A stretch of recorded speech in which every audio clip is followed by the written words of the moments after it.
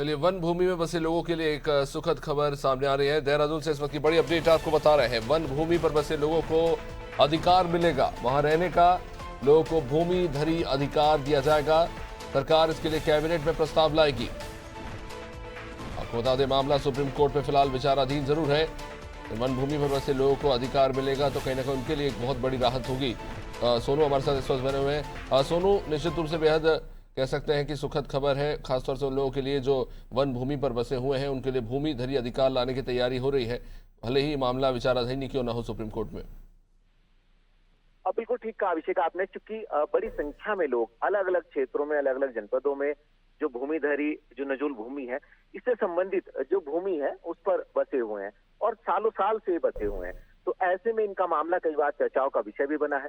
ये मामला न्यायालय में पहुंचा। अब न्यायालय से अब ये सीधा जो है जो उच्च न्यायालय है उससे उच्चतम न्यायालय में पहुंच गया, सुप्रीम कोर्ट में पहुंच गया। और ऐसे में इन लोगों को अब ये उम्मीद इनकी जगने लगी है, क्योंकि सरकार इस पर लगातार प्रयास कर रही है। और अभी तक जो नौकरशाही के स्तर पर प्रयास हुए हैं, हम उसको ये भी कह सकते हैं कि उनके जो तमाम अधिकारियों के स्तर पर प्रयास किए गए वो पूरी तरह से सफल साबित नहीं हुए।